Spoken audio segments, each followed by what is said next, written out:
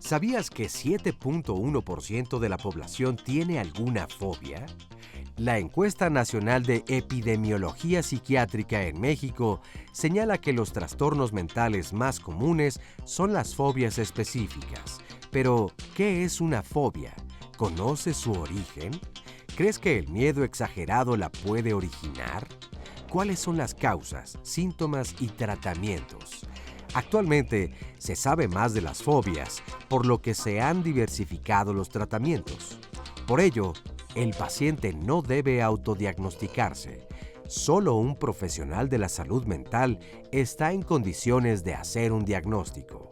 Hoy, en Diálogos en Confianza, daremos respuestas a todas las interrogantes y te diremos cuáles son los criterios para elegir el mejor tratamiento. ¿Cómo están? Bienvenidos a Diálogos en Confianza. Qué gusto estar con ustedes otro lunes más en un tema en el que seguro se van a sentir identificados. Tenemos mucho público el día de hoy. Gracias por estar aquí con nosotros. Y vamos a platicar de las fobias. Las fobias son interesantes, pero ¿sabes tú qué es una fobia? Todos podemos tener miedo a algo, pero ¿cuándo lo definimos como fobia? Y sobre todo si las tenemos, ¿nos incapacitan o no? ¿Y cómo podemos manejarlas? Es un tema muy interesante con el cual seguramente nos vamos a identificar. Estamos abiertos a sus llamadas y está Oscar listo para recibir todo. ¿Cómo estás, Oscar? Muy bien, muy buenos días, mi querido Pepe. Igualmente a todas las personas que nos acompañan en esta transmisión de Diálogos en Confianza. Creo que sí, este es un tema que pues todo mundo alguna vez hemos hablado. Me parece que haces una muy buena precisión. Pensaríamos que todos hemos atravesado por una fobia y tal vez no, tal vez se trate solamente de un miedo, pero para eso la opinión de nuestros expertos y expertas especialistas pues será súper importante. Y creo que en las redes sociales habrá mucha actividad, así que nos pueden enviar sus mensajes, sus comentarios, sus preguntas a través de Twitter, de Facebook, desde luego, y seguirnos en internet en www.canal11.mx/diálogos. Saludo con mucho gusto a nuestras amigas y compañeras, a Istiel Caneda y a Fabiola Ruiz. Ellas son las intérpretes en la lengua de señas mexicana y nos acompañan como todos los días a lo largo de este programa. Le damos la bienvenida a todas las personas que hoy nos acompañan aquí en el estudio de Diálogos en Confianza. También es importante porque hay muchos jóvenes, entonces saber si las fobias comienzan a presentarse a etapas más tempranas de la vida o es algo que en cualquier momento podríamos generar. Entonces, bueno, pues interesante a ver lo que nos cuentan todas las personas que hoy nos acompañan aquí. Y desde luego, bueno, pues saludar con mucho gusto a nuestras y nuestros especialistas. A quienes les voy a presentar ahora, porque ellos son los expertos y son los que nos van a definir cómo está la situación y si estamos, yo tengo ahora sí muchísimas preguntas de mi propia cosecha, entonces voy a aprovechar que están aquí. Los voy a presentar, primero que nada, Carolina Santillán Torres Torija, bienvenida. Gracias por estar aquí con nosotros. Supervisora académica del programa Crisis, Emergencia y Atención al Suicidio, CREAS de la UNAM, FES Iztacala. Esmeralda Arriaga Cruz, bienvenida. Gracias, mucho gusto. Paido, psiquiatra y psicoanalista. Edilberto Peña de León, bienvenido. Gracias.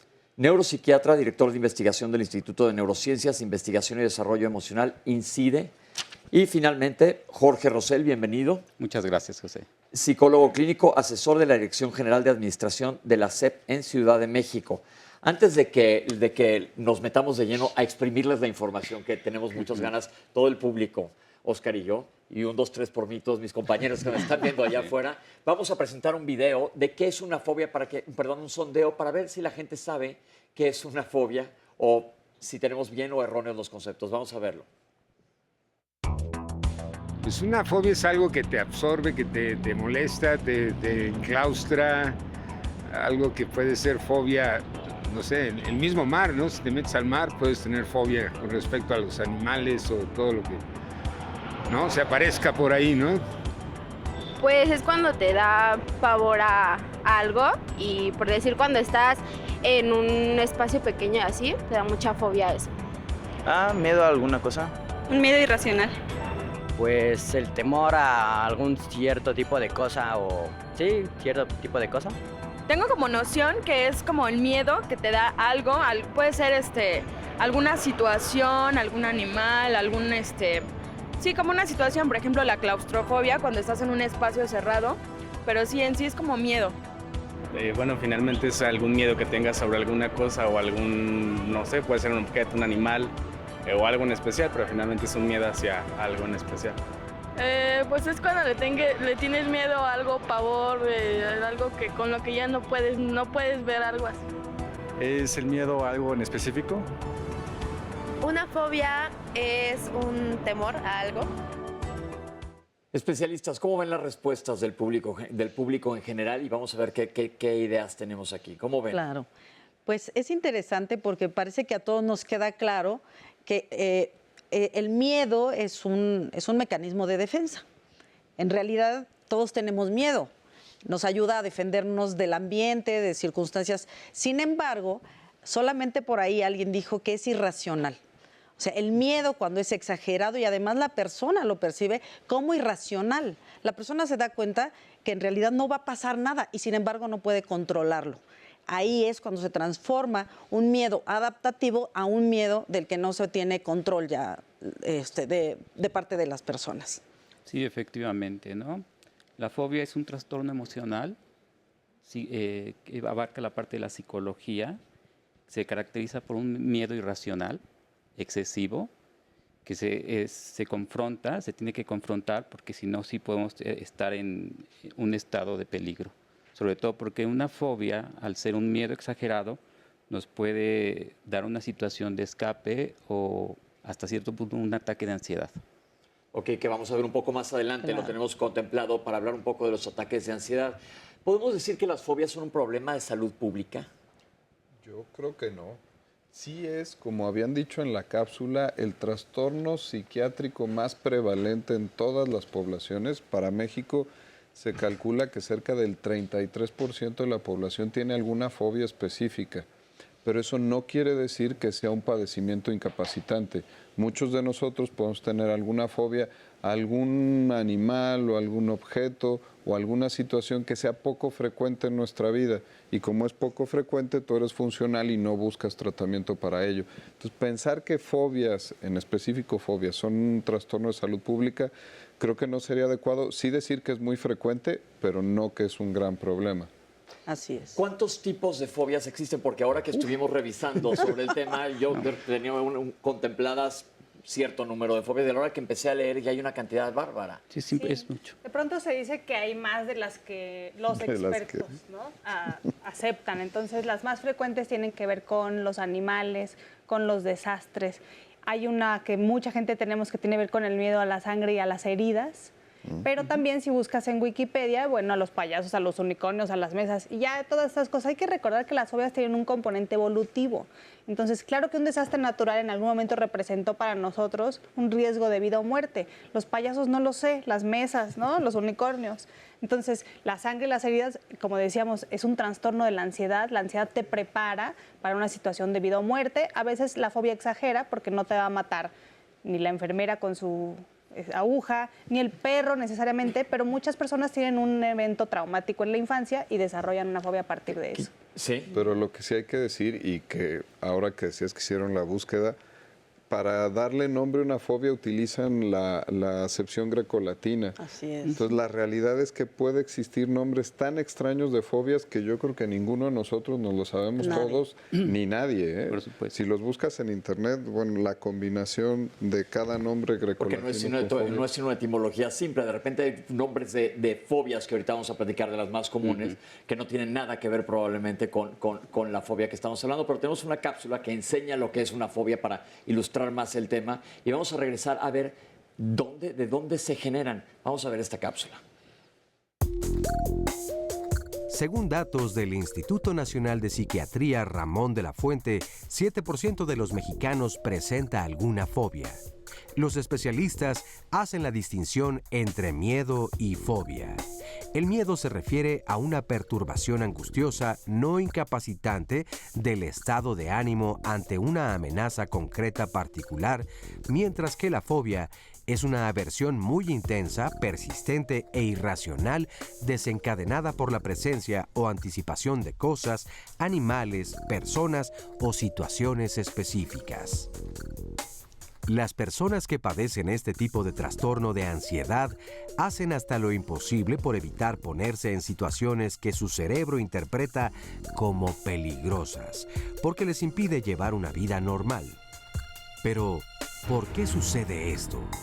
Diferentes estudios señalan que la principal reacción fisiológica que se observa en los sujetos fóbicos cuando se les confronta con estímulos relacionados con su fobia es un aumento de la actividad vegetativa simpática con efectos sobre diferentes órganos y glándulas del organismo que da lugar a diferentes respuestas.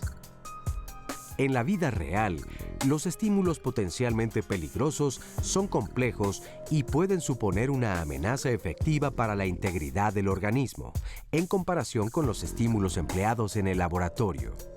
No obstante, algunos autores han encontrado que las imágenes como fotografías son capaces de provocar emociones similares debido a que poseen un significado representativo o simbólico para el sujeto, equivalente a las propiedades del estímulo real. Para efectuar el diagnóstico de una fobia, los especialistas se basan en los criterios diagnósticos específicos. El paciente no debe autodiagnosticarse. Solo un profesional de la salud mental está en condiciones de hacerlo con rigor científico y fiabilidad. Las fobias, sin importar su complejidad y severidad, pueden ser tratadas con éxito. Cuando se refieren a que está nuestro cuerpo listo para un peligro, hemos platicado aquí muchas veces del sistema adrenérgico, de la respuesta al estrés, que el estrés es bueno. Si ahorita suena la alarma sísmica, todo el mundo vamos a entrar en estrés y sabemos que tenemos, hay que seguir las indicaciones y salir calmadamente, pero nuestro organismo está listo con las pupilas dilatadas, los músculos listos para correr, saltar lo que sea necesario. Nos preparamos para salvar nuestra vida.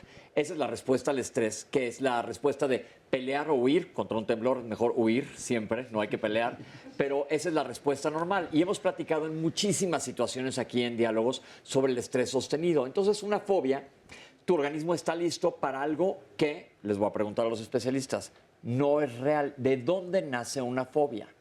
Pues yo he leído que tiene que ver con al menos dos cosas. Una experiencia traumática en la infancia, pero también exponerte a cierta información. Porque si tu mamá te dice desde que eres muy pequeño que los ratones son muy peligrosos, y no es una mamá bióloga, por ejemplo, que te lleva a su laboratorio, entonces estar escuchando algunos años, más o menos unos 6, que los ratones son súper peligrosos o que los truenos pueden ponerte en real peligro, y además que tiene ese filtro tu mamá en donde te enseña un video donde un rayo mató a unos futbolistas, entonces empiezas tú a percibir la realidad de forma distorsionada y a creer que es más posible de lo que realmente es probable que te caiga un rayo en la cabeza, ¿no? Entonces yo diría que yo tengo, por ejemplo, un ejemplo de ello. Voy aquí a balconearme y completamente a transparentar mi edad, pero yo crecí con la película de Tiburón y la verdad es que pensaba que el tiburón me podía salir de cualquier lugar donde hubiera agua, incluso pues yendo al baño. Sí. Claro. Y de verdad, sí, por supuesto que me identifico con eso, es una realidad completamente trastornada. Y entonces en la alberca podía yo esperar que en cualquier momento me atacara un tiburón. Pero yo creo que eso nos pasó a muchísimos de esta edad, más o menos, con esa película específica. Dicen que el peor daño que se le ha hecho biológicamente a los tiburones fue haber escrito ese libro Peter Benchley y luego Spielberg, porque causó un... ¿Será fobia o es una paranoia colectiva? No, es fobia. Es una fobia. A partir de un estímulo. Sí. Sin embargo, también es importante tomar en consideración los antecedentes genéticos. O sea, si hay una transmisión directa de un familiar que ha tenido una fobia o antecedentes de fobia en sus familiares directos, hasta en el 75%. Sí. 1, 2, hay un sistemas de neurotransmisión de sustancias que nos ayudan a controlar el estrés y el miedo que están afectadas. Y otra, teorías muy recientes, doctor, que hablan de neuronas, que son las neuronas nerviosas, que han empezado a llamar así, contra un cúmulo de neuronas que son las reguladoras y que estas pervierten a las reguladoras y entonces se genera una respuesta atípica frente a los estímulos. Y es que hace rato comentábamos que es un miedo irracional y de repente podría parecer un tipo payasada, ¿no? Oye, ¿por qué le tienes miedo a los ratones? Hombre, los ratones no pasa nada. Cuando se hacen estudios con técnicas como la resonancia magnética funcional, puedes identificar que las personas que están en medio de una fobia, una reacción de ansiedad, una fobia, tienen encendidos todos los núcleos, la amígdala, el hipocampo, el sistema límbico, lo tienen encendido como si estuvieran en medio de una catástrofe, de una tragedia. Entonces sí es muy importante decirle a la gente que estas no son situaciones que uno puede controlar voluntariamente, que a lo mejor mi mamá me hace una terapia de exposición y dice, ¿le tienes miedo a las albercas? Toma. Te voy a aventar a la mitad de la alberca para que se te quite el miedo. ¿Ves, papá? Eso no funciona. Es terrible. Qué bueno que están diciendo esto, porque yo también ya me estoy balconeando, pero creo que es bien importante eso, porque estamos viendo que una fobia no nada más es una cosa mental, emocional, sino que hay una base neurofisiológica donde existe una respuesta, que ahorita vamos a rascarle un poco más. También se califica como fobia a los rechazos a algunas situaciones sociológicas. O sea, no Por nada más ejemplo, estamos hablando la xenofobia o la homofobia, ¿no? Que es el rechazo o repulsión a actitudes sociales como el homosexualismo, a los extranjeros, que no necesariamente es patológico, no es algo que es una enfermedad. Esto ya es algo, está relacionado más con la sociología. Pero ahí, entonces, en este tipo de fobias, homofobia, xenofobia, ¿existe también una respuesta neurofisiológica o es nada más estar en contra? No de tal intensidad, pero sí las zonas que tienen que ver con el disgusto y con el enojo y con la aversión están prendidas.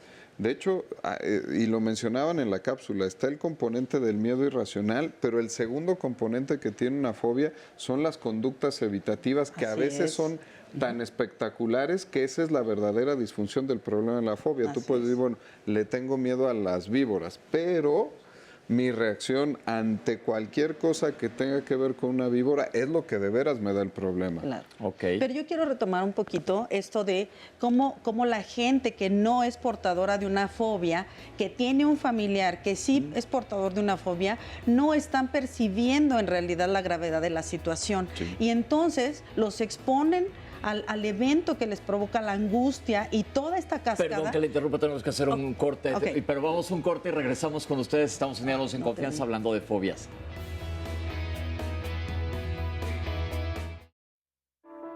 Respecto al diagnóstico de las fobias simples, actualmente se dividen en varios tipos. Fobias a los animales, fobias a los objetos como los cuchillos, fobias a los fenómenos naturales como los rayos o alguna tormenta o algún meteorito, fobia a la sangre, hematofobia, y fobia a otras situaciones. Para que se dé un diagnóstico tiene que existir un miedo intenso a estas situaciones, tiene que ser discapacitante.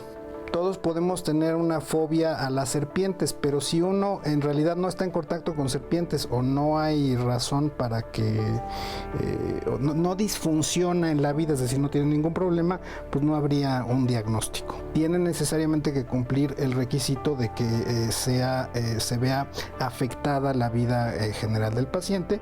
Tiene que ser por un lapso mínimo de 6 meses. ¿Por qué 6 meses? No lo sé y nadie lo sabe, es una convención. En el caso de las fobias, ya sea animales, situacionales o hematofobia, pero en general a estas fobias específicas que se llaman, el tratamiento es siempre con exposición, con la condición de que la exposición no sea peligrosa. Si alguien tiene miedo a las arañas, por ejemplo, se le va a exponer ya gradualmente a las arañas, ya sea en un inicio mencionando la palabra araña. Hay personas que solamente de mencionarlo pues tienen ciertas respuestas fisiológicas. Después se puede utilizar algo de imaginaría, es decir, que los pacientes se imaginen una araña. Y ya después se puede hacer exposición en vivo presentando una araña o presentando varias arañas al paciente para que justamente vea que la ansiedad no le va a hacer nada y pues que tolere estar en presencia de una araña sin mayor problema. Las fobias generalmente se desarrollan por un proceso evitativo en el cual alguien va, pues no ve una araña y se va corriendo, ¿no? Y luego ve otra y también se va corriendo. Así a lo largo de su historia no se ha expuesto el suficiente tiempo a las arañas, por lo tanto su cerebro o su mente no alcanza a distinguir que las arañas en la mayor parte de los casos pues no hacen nada. La exposición funciona bastante bien, pero una de las características del tratamiento tiene que ser que la exposición no sea peligrosa, es decir, yo no puedo hacer exposición con un paciente con una viuda negra. Estas son pues técnicas muy específicas que requieren entrenamiento especializado y que pues sí requieren la intervención de un psicólogo o un psiquiatra que esté consciente de las técnicas y cómo hacerlas. Considerando que el tratamiento de las fobias, particularmente el tratamiento cognitivo-conductual, es un tratamiento muy noble en el sentido de que requiere muy pocas sesiones y es altamente efectivo. Me da gusto saber que se requieran pocas sesiones, pero interrumpimos justo antes de ir al corte. No te preocupes, José. Pues sí, sí era importante retomarlo porque es muy común que la familia de alguien que está padeciendo una fobia minimice la gravedad de la situación. Y entonces se avienta estas terapias peregrinas de poner al paciente, a la persona frente al objeto que genera exponerlo, ¿no? Exponerlo y que genera la angustia. Y se les hace además muy gracioso, ¿eh? Además se les hace graciosísimo, mientras aquellos, bueno, desde que generen toda una crisis de angustia hasta, de verdad, circunstancias fisiológicas que hacen que el paciente se desmaye, corra 5 kilómetros, como decías, ¿verdad? En fin, es bien importante no minimizar un padecimiento que tiene que ver con una circunstancia neurológica. Y al contrario de ayudar, refuerzas el mecanismo. Claro, no de lo la quita, fobia. por supuesto. Ahora vamos a hablar más adelante de los diferentes tratamientos y las terapias estas de exposición, que yo les tengo ahí una anécdota más que contar que de una terapia de exposición que salió pésima. Pero quiero preguntarles, ¿cuál es la diferencia? Se comentó que hay fobias simples y fobias complejas. ¿Cuál es la diferencia y es importante diferenciarlas? Claro que sí, es muy importante porque de ahí parte un buen diagnóstico y un buen tratamiento. Por ejemplo, cuando las fobias vienen acompañadas de lo que es esquizofrenia o paranoia, realmente es algo que es muy complejo y que se tiene que asistir ya con profesionales neurológicos, ¿no? O sea, ya no es cualquier cosa. Terapéuticamente, un psicólogo tiene que saber que no tiene la facultad para poder tratar ese tipo de fobia. Ok, pero entonces esa sería una fobia compleja que está asociada a otra enfermedad. A otra enfermedad. ¿Y una fobia simple? Es como las que hay, la agorafobia es una fobia simple realmente. De ¿no? acuerdo a las clasificaciones de los trastornos de ansiedad, hay fobias que van a acompañarse de trastornos de ansiedad general o cuando se expone solamente a la circunstancia que te genera la situación fóbica. Entonces hay fobia sin alteraciones, sin trastornos de ansiedad o sin crisis de pánico o con crisis de pánico. Hay trastornos de ansiedad con alteraciones como agorafobia o ¿Qué es agorafobia? Miedo a exponerse, a salir afuera y entonces estar en un lugar donde te estás expuesto y entonces temor a que algo te vaya a pasar porque estás solo, porque no puedes recurrir, en un lugar donde estás aparentemente sin salida en el tráfico, en un avión, en un tren, en un túnel, en el metro y que vaya a temblar, por ejemplo. Es imaginar siempre la peor situación. La peor situación en donde no hay escapatoria. No hay escapatoria. Hay dos fobias que por su frecuencia, hasta en las clasificaciones las ponen aparte, que son la agorafobia, que la acabamos de definir, y la fobia social, que es cuando eres el centro de atención y no puedes exponer en una clase, no puedes levantarte a ir al baño en un restaurante porque entonces sientes que todos te están viendo. Esas dos por frecuencia están aparte y luego vienen todas esas fobias específicas que estuvimos platicando que llevan su acepción grecolatina y que pueden ser animales, desastres. Y lo que tú decías, sí es importante la reacción.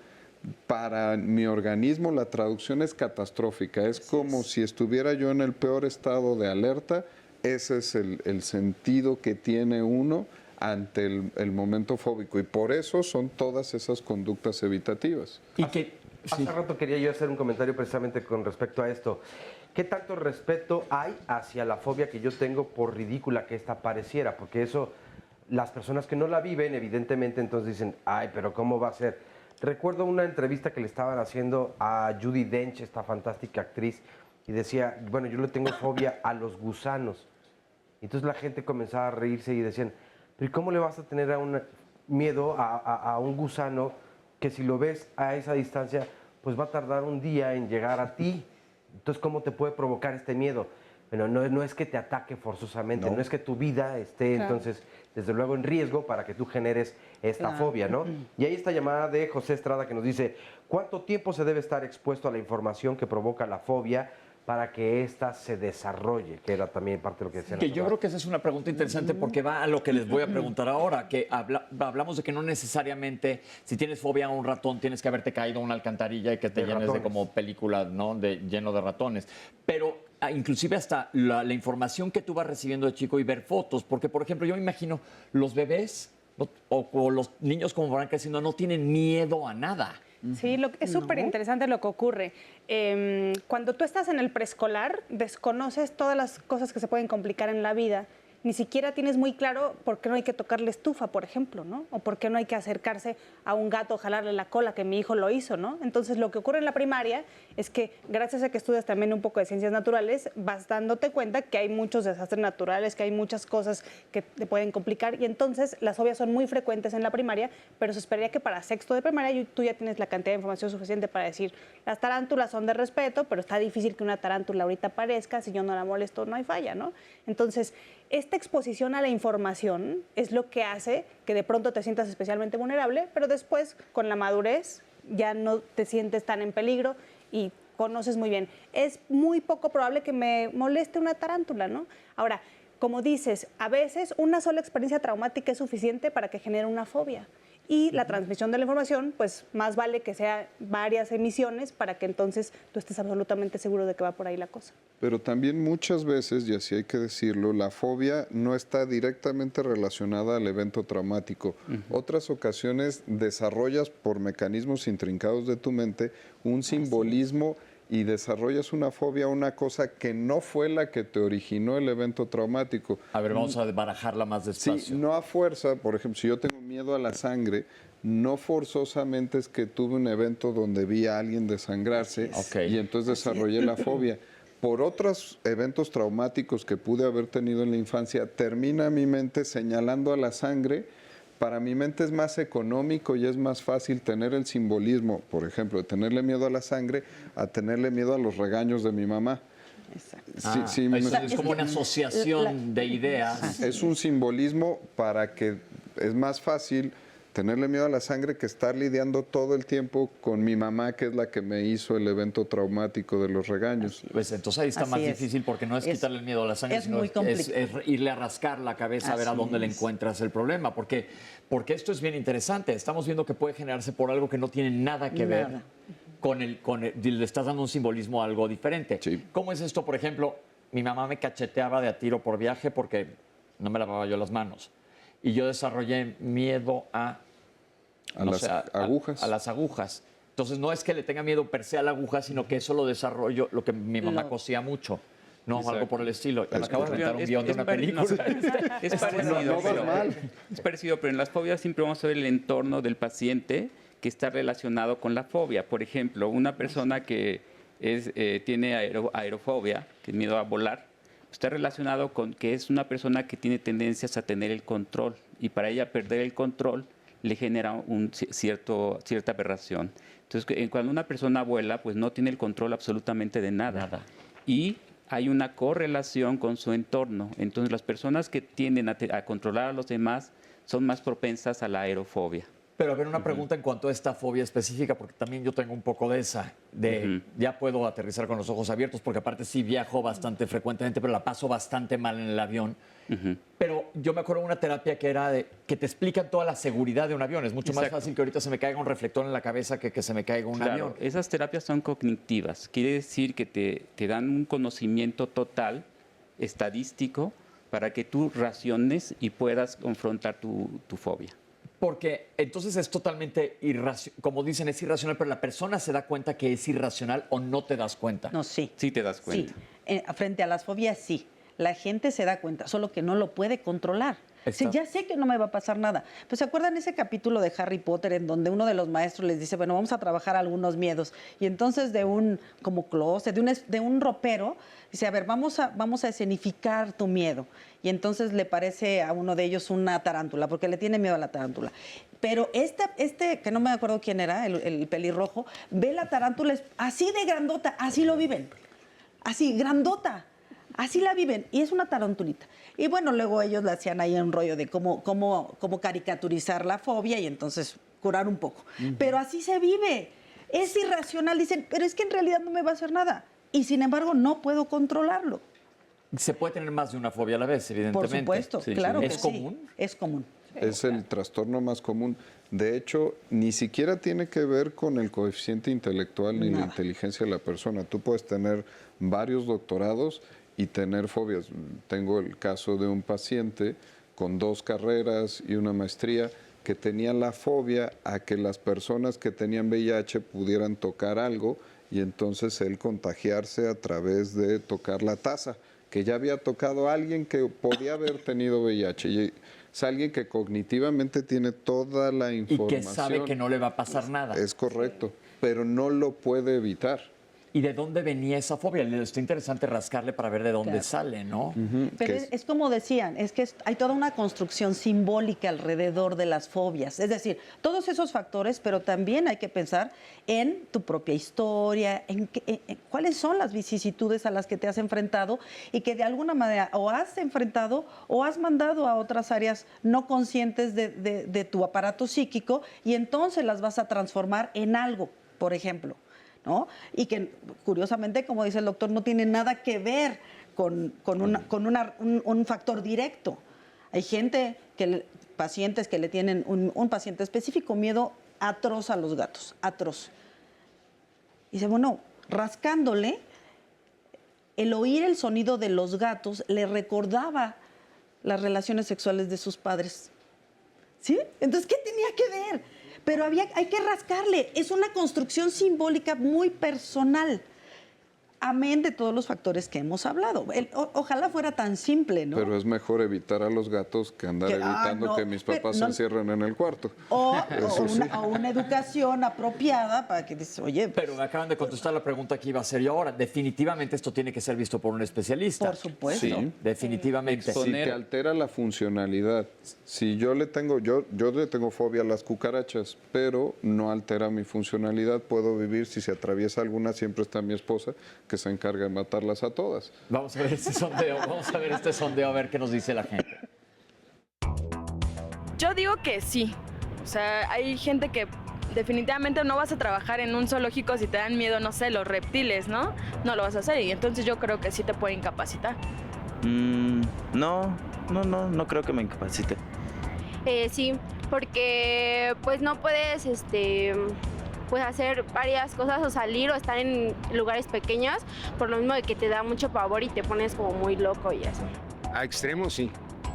Yo creo que es sana en el sentido de que, bueno, pues te puede tener alerta de algo, ¿no?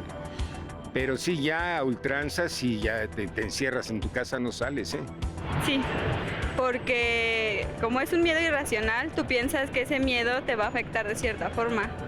Sí, por ejemplo, si le tienes fobia a las alturas y si estás en las alturas, puedes, no sé, caerte o algo y pues sí te puedes quedar incapacitado por una lesión o algo así. Sí, porque no te permite realizar tus actividades plenamente. Sí, tengo amigos que tienen fobias y sí he visto los resultados. De alguna manera sí y no. Sí, porque si ves algo a lo que le tienes pavor, pues ya no puedes seguir, pero todo es mental. Todas son negativas mentales. Pues no creo que todo es tratable, todo puede ser bajo algún tipo de control, entonces pues realmente no es algo en lo que te puedas tener algún tipo de incapacidad para llevar algo a cabo sin que esto te lo esté impidiendo, ¿no? Bueno, pues le agradecemos mucho la respuesta a todas las personas que participaron en este sondeo y yo les comparto algunas llamadas y comentarios que nos hacen llegar. Ernesto Alcaraz nos dice, ¿por qué hay fobias más frecuentes que otras? Por ejemplo, la fobia a las arañas. Yo lo he escuchado comúnmente en mi familia y en otras personas. Rocío Castro nos dice, yo tengo fobia a las ratas y la gente que está junto a mí cuando veo una se burla y me dice que exagero, pero siento taquicardia, siento mucha angustia y quisiera que me entendieran a propósito de qué tanto te puede incapacitar. Marcela Basset dice, es verdad que las fobias son innumerables porque dependen de cómo resuelve el aparato psíquico cada persona las situaciones angustiantes. Esta otra llamada es de Pedro Martínez y nos dice, ¿las fobias son más frecuentes en los hombres que en las mujeres o es más o menos la misma proporción? Pati Luz, ¿pueden hablar más sobre los niños y cómo reconocer cuándo tienen una fobia? Carla Pérez, las fobias sí son incapacitantes porque yo tengo fobia a los espacios cerrados y no puedo trabajar, nadie lo entiende. Pausa y regresamos. Estamos hablando el día de hoy de fobias y me gusta que haya casa llena. Quiero que nos hagan una toma que veamos a todo el público y levantemos la mano todos los que tengamos una fobia. Somos muchísimos y estamos hablando que es una de las situaciones más comunes que prevalecen en general, pero hay que aprender a manejarlas o evitar la situación. ¿Cómo estás, José, verdad? Jesús, ¿cómo estás? Bien. Bien, ¿me vas a platicar algo? Sí. ¿Tienes fobia al micrófono? No, yo tengo fobia a la sangre y a los insectos que vuelan. Que son muchísimos. Excepto a las moscas y a los mosquitos. Bueno, eso ya es una ventaja. Pero tú tienes idea, en base a lo que nos han estado platicando los especialistas, ¿de dónde viene esto? Vamos a ver la de la sangre. Si te sacan sangre, ¿qué te pasa? Empiezo a ver todo negro y me tienen que dar alcohol para volver en sí. Dime una cosa, si no ves, si volteas para otro lado y te están sacando sangre. Ya no pasa nada, pero si veo que me están sacando sangre, sí, como que me baja la presión o algo así. Esto te voy a preguntar un poco más porque conozco mucha gente que tiene esta aversión a ver sangre. Si vas a ver una película, no sé, de estas de superhéroes o algo donde hay sangre volando por todos lados. No me pasa nada. Si ves una de esas de que con un cuchillo matan a todo el mundo, tampoco. No. Pero si ves una en donde le están tomando sangre a alguien. No, yo he visto que nada más cuando me sacan sangre o me sale sangre a mí es cuando... Es a ti, nada más. ¿Y si te cortas tantito cortando una cebolla? Sí. También. ¿Sientes que te vas a desmayar? Sí. ¿Y qué pasa verdaderamente? Pues no sé. No, pues ya te ha pasado, has visto sangre. Pues empiezo a ver todo negro y ya me siento y como que me tranquilizo. Y se pasa. Sí. Ok, ¿y tienes otra fobia más? ¿Los insectos? ¿Qué haces cuando vas a Cuernavaca, Acapulco? Pues si veo uno que se me acerca, me echo a correr. Ok. No, es que esto es importante porque estamos hablando de las respuestas y es importante que sepas, ¿tú sabes que no te va a pasar nada? Bueno, a veces, porque luego no los conozco y digo, pues quién sabe qué me vayan a hacer. No sé si es un bicho venenoso o algo. ¿Tu mente hacia dónde te lleva a pensar qué? Que me va a hacer algo y me voy a morir o algo así, y pues mejor me voy. Ok, pero ¿estás consciente que lo más factible es que no pase nada? Sí. Ok, perfecto, pues gracias por comentarnos. No. Ahora sí voy con José. ¿Cómo estás, José? Muy bien, muy buenos días. Platícanos qué pasa contigo. Mi fobia es aracnofobia. Realmente cuando veo una araña me estremezco demasiado y siento que me puede fallar mi cuerpo, me fallan las piernas. Tengo mucho miedo y si estoy cargando algún objeto y de repente siento que tiene telarañas, yo lo suelto y salgo corriendo y me da mucho miedo volverlo a tomar. ¿Tú recuerdas si tuviste alguna experiencia de enfrentarte a una araña o algo que te haya picado a una araña, algo por el estilo? No que yo recuerde nunca. ¿Nunca? Nunca. ¿Y desde cuándo te acuerdas o tienes noción de que tuviste esta fobia? Bueno, sí que desde que yo tengo memoria siempre he tenido ese miedo a las arañas. ¿Y tú crees que es un miedo que te incapacita? ¿Te gustaría quitarte esta fobia? A veces sí me incapacita porque, por ejemplo, estoy escombrando a algún lado y veo una telaraña o siento que está cerca y siento como si la araña estuviera en mi cuerpo. Me da mucha ansiedad de intentar quitármela, aunque sé que no está dentro de mi cuerpo ni sobre mi cuerpo. Yo creo que una de las fobias más comunes es, hasta me acuerdo que hubo una película, aracnofobia, y vamos a preguntarles a los especialistas por qué hay unas fobias más comunes, sobre todo esta que es tan común, también lo de los bichos voladores o las serpientes que ya hablamos, son más comunes. ¿Tú qué prefieres, una víbora o una araña? Una víbora. Definitivamente, pero a mí si me preguntan lo mismo, prefiero 100 arañas. Entonces es dependiendo de cada quien cómo vea las cosas. ¿Tú, Oscar? Yo, la verdad es que no tengo problemas ni con las arañas ni con las víboras, pero sí específicamente con las abejas. Ahora, yo quiero compartirles, ya lo he hecho en alguna ocasión, a mí cómo me nace esto. Yo tenía 7 años aproximadamente y estaba en Cuernavaca y entonces tenía un vaso de jugo y se me para una abeja en el dedo índice. Y me dicen, no te preocupes, no pasa nada, tú relájate y en cualquier momento la abeja vuela y se va. Pasa el tiempo, yo creo que unos 15 o 20 segundos, y obviamente mi estrés comienza a aumentar y entonces se me presenta ya una cierta ansiedad. Me quitan el vaso y entonces dicen ya se va a ir porque entonces ya no le atrae este dulce y tal. Bueno, pues pasan otros 15 segundos y la abeja continúa allí y mi estrés y mi angustia siguen creciendo todavía más. Entonces yo no sabía qué hacer. Por un lado me decían, no te muevas, no hagas nada. Y entonces para mí controlar todo lo que estaba sintiendo de verdad era sumamente complicado. Hasta que llegó un momento en donde yo ya estaba desesperado, ya llevaba más de 1 minuto soportando el temor de tener la abeja allí que me fuera a picar y no sabía si pasaba o no. Sacudo entonces la mano para pues espantar a la abeja y que se fuera. Y mi sorpresa es que cuando termino de sacudirme, la abeja sigue aferrada y casi la podía ver así agarrada a mi dedo. Y vi como claramente casi afinaba o afilaba su aguijón y me picó. Y entonces, de verdad, todo ese temor que fui desarrollando a lo largo de este minuto y medio o algo así, pues entonces me generó una súper angustia que al final termina siendo, me mintieron las demás personas que me dijeron que no me iba a pasar absolutamente nada. Y sí me pasó y tuve que vivir con este temor. Y durante muchos años, la verdad es que no soportaba ver a una abeja, me paralizaba, el corazón se me agitaba y sentía que en cualquier momento, no solamente una, sino varias me podían atacar. No sé por qué, pero así lo imaginaba. Y ahora yo entiendo que sí, evidentemente una terapia pues es lo mejor que puedes hacer para ayudarte a trabajar precisamente todo esto. Pero empecé como a enfrentarme y a decir, bueno, a ver qué pasa y si me vuelve a picar, ¿qué? Claro, no va a depender mi vida de ello, por eso tal vez sea un poco más sencillo. Pero ahora ya puedo, cuando menos, pues estar en una mesa y ver volar a una abeja más o menos cerca y no necesariamente me echa a correr como durante mucho tiempo sí lo hice. Pero esto es bien interesante porque ahorita vamos a preguntarles a los especialistas. Yo creo que muchos hemos tomado en nuestras manos el tratar de manejar esto y ahorita que hablemos más de tratamientos más adelante nos van a decir qué es lo que se debe de hacer específicamente porque aparte, ahorita me estoy yo riendo de Oscar, pero a la hora que toque que hable yo de la mía, él se va a estar riendo de mí y estamos escuchando y probablemente ustedes se ríen. Pero es bien importante lo que acaban de decir los especialistas. La persona que tiene la fobia la pasa muy, muy, muy mal. Vamos a seguir escuchando testimonios del público. Hola, Arma. Hola, buenos días. ¿Cómo estás? Más o menos. ¿Por qué? Yo tengo fobia social. Fobia social. Sí.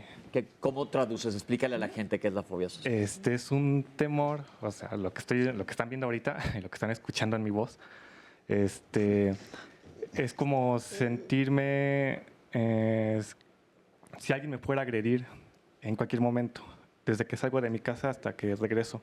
No estoy a gusto hasta que estoy en mi casa, entonces prefiero estar encerrado. ¿Y a qué te dedicas?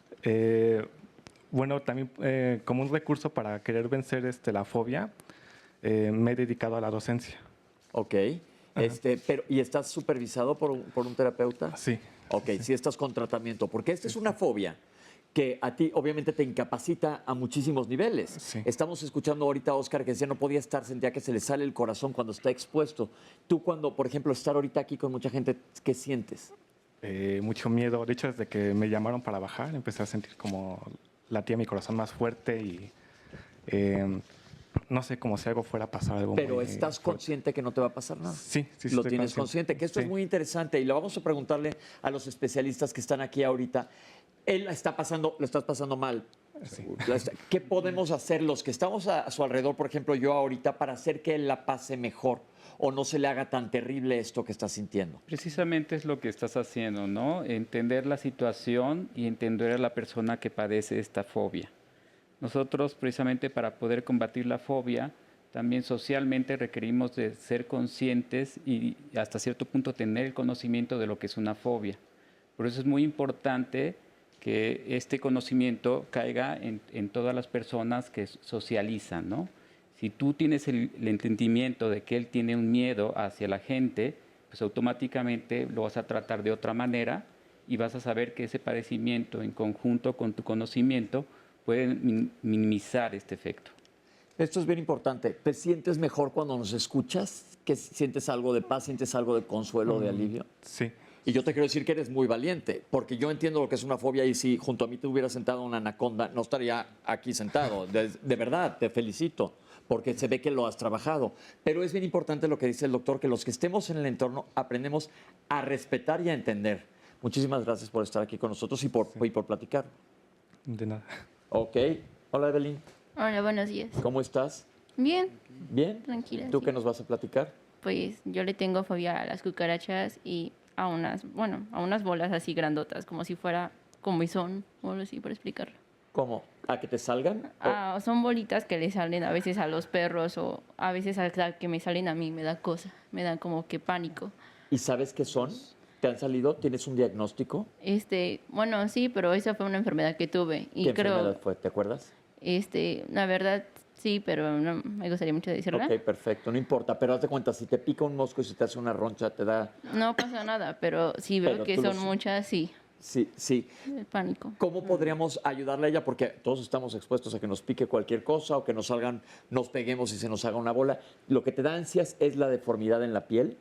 Sí, eso y ver las bolas me da mucha cosa, me da hasta pánico. De hecho, a veces quiero salir huyendo. Pero la cosa es que las traes puestas. Sí. Entonces, ¿qué haces? ¿Has ido a terapia para esto? Mi mamá me dice que no pasa nada y me dice que me tranquilice. Y pues a veces ya hay un perro que tiene mi abuela y tiene bolas y yo no me acerco a ella. Y aunque mi mamá me la quiera poner ahí, yo salgo huyendo.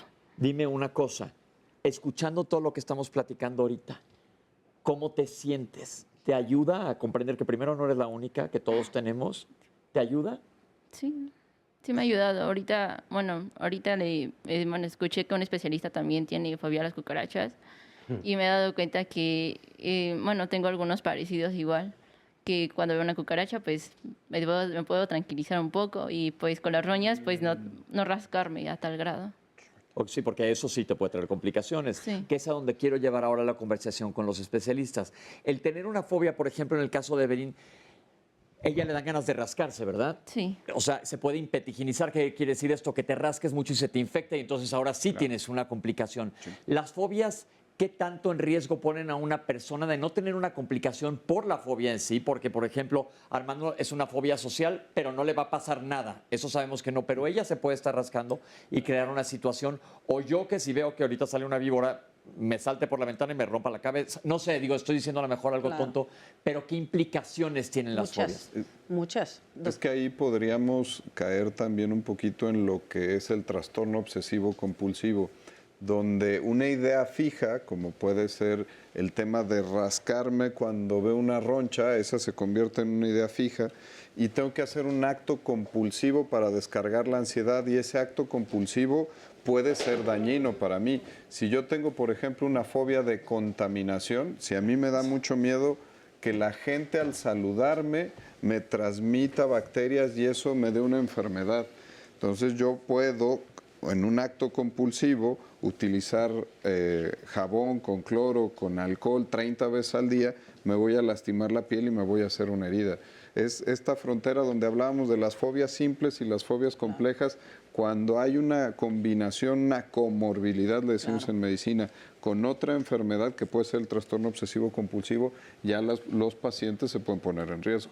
Pero también las más simples, doctor, que tiene que ver con, como el ejemplo de alguno de ustedes, que hablaba de la fobia a las inyecciones. ¿Cuántos de estos pacientes que tienen estas fobias no van a acudir a hacerse estudios de laboratorio y eso va a implicar una complicación y una tardanza en los tratamientos? Personas que tienen fobia o agorafobia a salir no van a subir en sus puestos, van a estancarse en su preparación. Es decir, las implicaciones son en muchos sentidos y en muchas áreas. Fobia al sonido del motorcito del dentista, que tienen la dentadura completamente destrozada. Entonces sí tiene una implicación médica, social, ambiental, profesional, más allá de las circunstancias complejas de las fobias que se suman a trastornos obsesivo-compulsivos. Por ejemplo, ante el oído, lo acabas de mencionar, o la vista, hay algunas fobias. los ruidos molestos como rechinar, y yo tengo eso. En el pizarrón. Pero eso es fobia o ñañara. No sé, también conocido como ñañara, pero esto o morder un rasgar suéter. el pizarrón, por ejemplo, Pues o es algunas más un personas reflejo, rechinar. eso en sí no es una fobia. Es que hay que tener claro que las fobias van a generar disfuncionalidad en el individuo. O sea, eso te puede molestar, pero pues no te hace, o sea, Echarte a no te correr, echas ¿no? a correr, no te escondes, no te metes en tu casa una semana. El problema de las fobias es que alteran la funcionalidad del individuo. Ahí es cuando estamos haciendo una connotación patológica y requerimos de una intervención profesional. Es que yo, por ejemplo, me pasa con los sonidos y yo, así como decía la cápsula de introducción, no necesito escucharlo, imaginar que lo escucho me provoca de verdad un malestar físico y sí me estaba chueco la cara y demás y me dan escalofríos. Entonces, eso pasa. Ahora hay otra que, por cierto, nos comparte Amore Mío, que dice, a ver, ¿podrían hablar un poco más acerca de la tripofobia? Creo que también la tecnología ha provocado en algunas personas ciertas nuevas fobias. Esta evidentemente no lo es, pero tiene que ver porque ahora se juega mucho más con los diseños o distintas imágenes. Pero es el miedo a ciertas figuras que van muy unidas. Por ejemplo, para que lo entiendan mejor, un panal podría ser un gran ejemplo de esto. Alguien mandó a Twitter también, dijo, mi hija le tiene miedo a las formas geométricas. Sí, es tripofobia. ¿Y de dónde es? Bueno, pues ya dijimos que cada fobia es Bueno, independiente. realmente viene de los agujeros, ¿no? Por ejemplo, ahorita nos estaban comentando que las ronchas puede ser cierto tipo de tripofobia porque es el repetir patrones. Entonces, la tripofobia se caracteriza en eso, ¿no? De que una persona ve varios patrones repetidos y le genera una repulsión. Esto lleva a una pregunta bien interesante, esto de la repulsión, porque el otro día lo estuvimos comentando. Hay cosas que vemos que, bueno, con lo que dicen de la tecnología te abre muchas ventanas. El Internet nos abre las ventanas a los que nosotros en nuestra época tenías que irte a esculcar una enciclopedia. Una enciclopedia si te iba bien y tenías que ir a una biblioteca para poder estar más interesados, ¿verdad? Más informados o mal informados. Ahora nada más tienes que poner un clic y ya tienes todo enfrente de ti. Pero no sé si han visto gente en internet que dice, es que qué asco esto. Vi una página que era como exprimir barros, o hasta uno que se ve que ni siquiera era humano, pero la gente creo que tiene millones de vistas porque te genera un morbo y a la vez te da un repele. ¿Cómo funciona este mecanismo? Precisamente viene siendo parte de, ¿no? O sea, muchas veces las fobias se van desarrollando, como habían comentado. No tiene que ser algo que se repudia desde el primer instante. Entonces, básicamente esto está relacionado pues, con traumas del pasado o con circunstancias que no se pudieron controlar. Y este tipo de visualizaciones lo empiezan a alterar y lo vuelven compulsivo. ¿Sabes qué pasa, Pepe? Hay un componente, como decías, de asco. Y el asco no se puede quitar el condicionamiento, porque el asco te sirve, porque si tú entras al refri y ves una lata de atún que ya está echada a perder o abres un topper, eso te cuida tu vida, ¿no? Entonces es muy buena idea tener asco en la vida. Entonces hay personas que justamente tienen ese componente en la sangre, en las heridas, en estos videos, ¿no? Que el componente asco se activa. Entonces recordemos que la fobia es un rollo de ansiedad que está desproporcionado, pero inicialmente pretendía protegerte de un peligro potencial ante la vida. Entonces hay que encontrar que puede haber componente de asco a la cucaracha, a la rata cochina, etc. Bien interesante, como ven, entonces nace a lo mejor un mecanismo de defensa como el estrés, pero vamos a un corte y regresamos con ustedes, estamos en Diálogos en Confianza. Puede ser con terapia o con medicamentos y ya llega a ser muy fuerte. La verdad no, pero yo, no sé, mi lógica sería como que, pues, hablándolo con terapia o así, algo así. Supongo que debe haber algunas terapias, ¿no? Pues creo que hablando con la persona, tratándola, ayudándola en lo que más tenga miedo y de eso usar, no sé, dependiendo del miedo que tenga y usar ese como apalancamiento, ¿no? No tengo la menor idea. Supongo que algún tipo de terapia debe de existir. Pues creo o considero que sería bajo tratamiento psicológico y con ayuda siempre profesional, nada de recomendaciones, amigos ni nada. Pues yo creo que todo es psicológico. Bueno, yo siento que cuando hay algún problema o algún trauma en sí, tienes que ir a rebasar ese trauma. Por ejemplo, en la bicicleta, cuando tienes un accidente, tienes que regresar al punto del accidente para superar psicológicamente ese miedo que te va a entrar, esa fobia que te va a entrar a subirte otra vez a la bicicleta, ¿no? Especialistas, ¿qué opinan de lo que nos dice la gente en la calle del tratamiento? Pues creo que tienen bastante idea sobre lo que funciona. Funciona la terapia de exposición y funciona un poco dar información. Pero también es verdad que no se vale que un no profesional de salud mental se aviente a exponer, como decías hace rato, aviéntate a la alberca o te voy a poner en una sala donde hay 20 perros. Entonces necesitas un proceso y una metodología sistemática de un experto, porque puede haber cosas que no nada más la terapia de exposición es suficiente, ¿no? Y no solamente dar información y decirte, mira, es muy poco probable que se caiga el avión. Tu cerebro lo entiende, ¿no? Pero tu cuerpo no. Así es. Entonces, esto es bien importante porque entonces cambiamos la idea que estamos haciendo. Para que el papá decía, no te gusta el agua y te aventaba a la alberca, ¿no? Vas, les voy a contar a mí una anécdota que me pasó, que yo me traté, que no salió bien, les digo que a mí no me gustan las serpientes, no nomás no me gustan, aunque sé de ellas y leo y demás, pero no me gusta tener una cerca. Entonces un día me tocó ir a dar una plática a la República Dominicana y tuve la tarde libre y me fui a la playa y jalé el camastro a donde me llegaba el agua aquí, abajo de la rodilla, súper bajito, a acostarme en el mar, a solearme tantito. Ya dijimos, cuidado con el sol, bloqueador solar.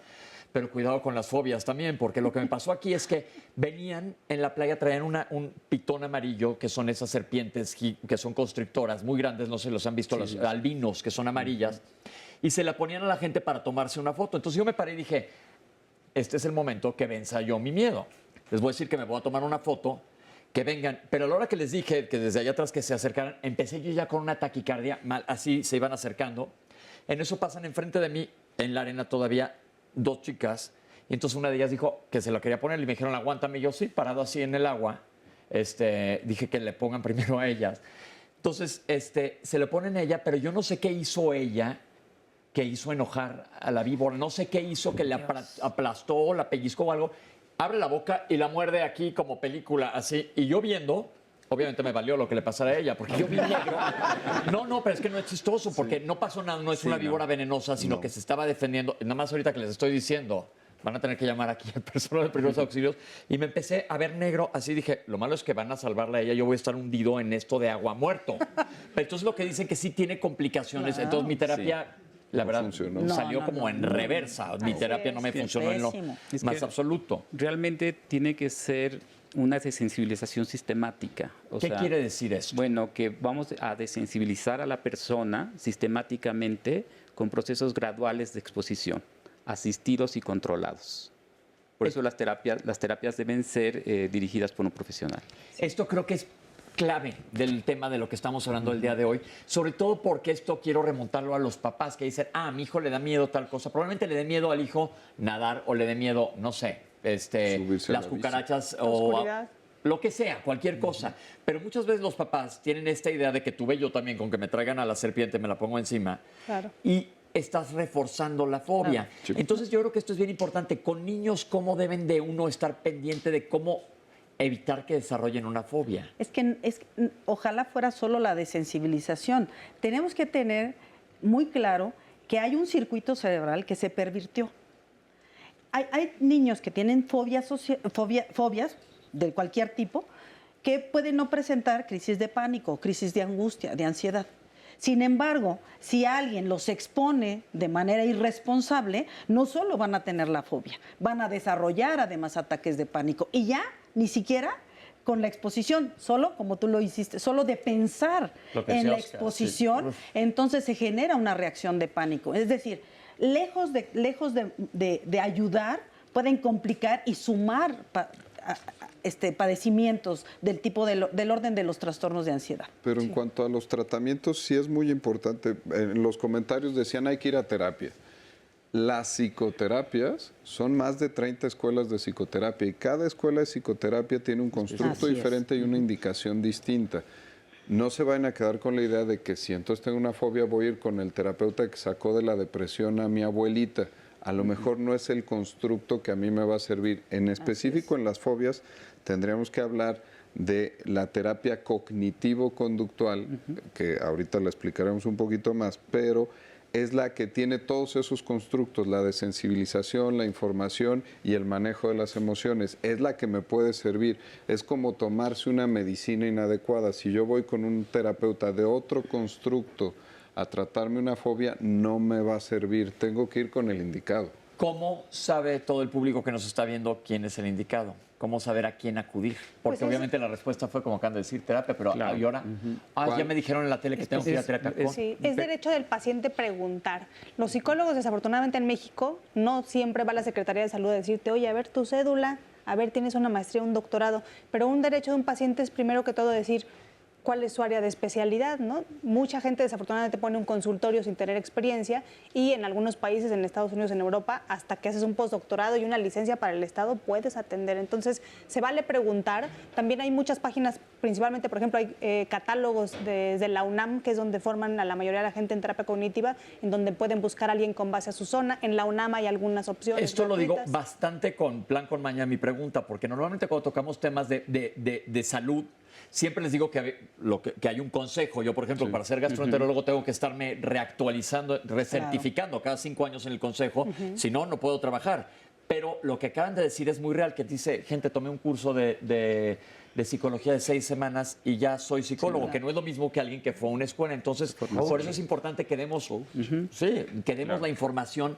Ya dijiste, en la UNAM se puede buscar, pero no existe un certificado de licenciado de terapia cognitivo-conductual. Es que exactamente lo acaba de comentar el doctor Banderas. Esta es la terapia adecuada, no hay otra. Terapia cognitivo-conductual. Exacto. Ok. Y tratamiento integral, ¿no? Es tratamiento integral, desde el área de la psiquiatría y las terapias cognitivo-conductuales. Y voy a ser pesado, un poco insistente. Soy alguien que está viendo la televisión ahorita y dice, yo quiero tratarme mi miedo a las cucarachas porque de repente me salen y me va pésimo. Voy a internet, ¿a dónde? Sí. ¿A dónde van? Buscar terapia, psicoterapia cognitivo-conductual, así como te metes a internet y googleas gastroenterólogos y luego buscas el certificado del consejo. Aquí tendríamos, gracias a la herramienta del internet, buscas terapeutas de esa orientación, los vas averiguando en internet. Si no, es un derecho escribirle un correo electrónico o darle una llamada telefónica y preguntarle si específicamente es un especialista en terapia cognitivo-conductual y puede tratar mi miedo. Y ya de ahí entonces iría a consulta. Y es importante no autodiagnosticarse. Sí. Porque el tramo del que está hablando el doctor es ya estás diagnosticado. Ahora, ¿tú crees que tienes una fobia? No es lo mismo, ¿eh? No es lo mismo. ¿Tú crees que la tienes que un especialista en el área de la salud mental, psiquiatría, te evalúe, te haga una historia clínica y te diagnostique como una fobia simple, una fobia compleja, un trastorno de angustia, más lo que sea, y entonces sí acceder a los tratamientos? Esa era la pregunta que yo quería también especificar. Una terapia cognitiva conductual no vas a ser medicado, esto solamente lo puede hacer un psiquiatra. Sí, claro. Entonces, pero tendría que ser complementario al mismo tiempo llevar tratamiento integral. Es que ahí, y lo decían en los testimonios, si es muy grave vas a tener que tomar medicamentos. Hay que terminar un poquito con ese paradigma, así como en una neumonía le vas a hacer caso al doctor y si te dice tienes que cuidarte en casa y guardarte, que serían unas medidas, y tomar medicamentos, aquí es lo mismo. Si el psiquiatra que te diagnostica, experto en salud mental, decide que para tu ataque de pánico, les pongo el ejemplo de gente que vuela, ¿no? La aerofobia, miedo a los aviones. Si hacen ataques de pánico en los aviones, les tienes que dar medicamentos que pueden utilizar de emergencia, igual que un asmático, que detecta su ataque y se da un disparo. Ahí tienes la herramienta y entonces desrefuerzas la fobia. ¿Por qué? Porque al paciente le fue bien en el vuelo. Si hay que usar medicamentos, se usan, pero no quiere decir que el paciente sea más grave. Eso es bien importante decirlo. Y lo hemos platicado aquí en Diálogos, de desmitificar, que es una de las cosas que nos interesa aquí en este foro, es acabar con la charlatanería y es desmitificar. Un psiquiatra te puede recetar y como un endocrinólogo te va a tratar la diabetes, el psiquiatra te va a tratar la situación que tengas. En psiquiatría sí existe un Consejo Mexicano de Psiquiatría donde pueden buscar a un médico que les quede por su zona y él probablemente le recomendará a un terapeuta. Como dicen, se tiene que manejar de manera integral. Entonces es importante que vayan recomendados por alguien y que sepan con quién están yendo. Y otra cosa que es importante, el psicólogo no te va a recetar medicamentos, no llevo farma. no llevó la materia de farmacología, no tiene una licencia para recetar medicamentos. ¿Cómo insistimos aquí que un nutriólogo tampoco te puede recetar medicamentos? Él te va a decir qué comer. Es lo mismo, pero son terapias que se complementan y ayudan, que lo que buscamos aquí es que mejore el paciente, que en este caso eres tú o soy yo. Oscar, ¿tienes llamadas? Sí, nos dice Isidro Catalán, tengo trastorno de ansiedad y fobia a espacios abiertos. Un género, la otra, o qué la generó o qué puede haber generado esta fobia. ¿Qué fue lo que pasó? Paz Rosales nos dice, cuando era pequeña mi madre me generó una fobia porque para hacerme aprender a nadar me aventaba a la alberca, caso conocido no muy lejos de aquí. Nado súper bien.